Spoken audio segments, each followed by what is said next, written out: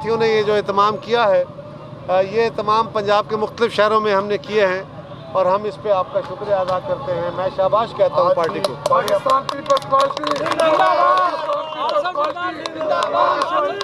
अच्छा सर ये बताइए, बिलावल भुट्टो जिंदाबाद, बिलावल भुट्टो जिंदाबाद। सर ये बताइए कि वफाक ने रिलीफ पैकेज दिया है सिंध को, उसको आप किस नज़र से देखते हैं? 5 वफाक ने कोई रिलीफ पैकेज नहीं दिया। वफाक ने पाकिस्तान के लोगों को बेनज़ीर इनकम सपोर्ट प्रोग्राम के पैसे दिए हैं। वो पैसे जो पंजाब को भी दिए हैं, जो खैबर पख्तूनख्वा को भी दिए हैं, वो सिंध के लोगों का भी हक है। वो वफाक की तरफ से बेनज़ीर इनकम सपोर्ट प्रोग्राम की मद में दिए गए पैसे हैं, जो बजट का हिस्सा थे। जो गवर्नमेंट ने रिलीफ पैकेज 1240 अरब रुपए का देने का ऐलान किया था, उसकी तो मैं बहुत वजाहत कर चुका हूँ कि 260 अरब रुपए गंदम की प्रोक्योरमेंट में खर्च करने हैं। कहते हैं $8 बिलियन का हमने पैकेज दिया। क्या पैकेज दिया?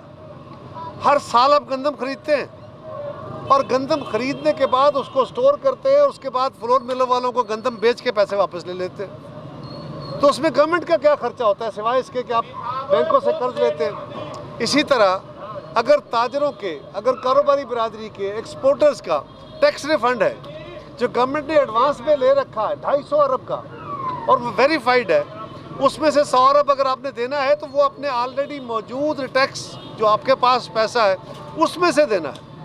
इसी तरह कहते हैं कि हमने 75 अरब जो है वो तेल सस्ता करने में खर्चा आया है। अरे भाई, तेल तो आलमी मंडी में ज़ीरो पे आ गिरा। आपको जब से तेल की कीमतें गिरी हैं, हुकूमत वक्त को 200 अरब रुपया बचा है, उसमें से 75 अरब अवाम को पास ऑन करके आपने तो 125 अरब बचाया है। चले, गवर्नमेंट की बचत है, लेकिन वो कहाँ का पैकेज है? इसी तरह यूटिलिटी स्टोर्स को कहा गया कि हम 50 अरब रुपया दे रहे हैं। यूटिलिटी स्टोर वो इदारा है जिसने पिछले साल 24.6 अरब रुपए की सेल्स की हैं, 6 अरब रुपए की। इस साल उनके लिए 30 अरब रुपए का पैकेज रखा गया है। 30 अरब का सेल टारगेट है। जो इदारा साल में 30 अरब की सेल्स नहीं कर सकता, उसके ज़रिए 50 अरब रुपए का पैकेज देने जा रहे हैं। ये कौन से झूठ बोल रहे हैं? सर ये जो चीनी और आटा बहरान है, क्या ये कमीशन में ही ख़त्म कर दिया जाएगा? जिस तरह माजी में 200 अरब डॉलर बाहर पड़ा था वो ले आए, 10 अरब डॉलर हर महीने बाहर जाता था वो इन्होंने रोक लिया।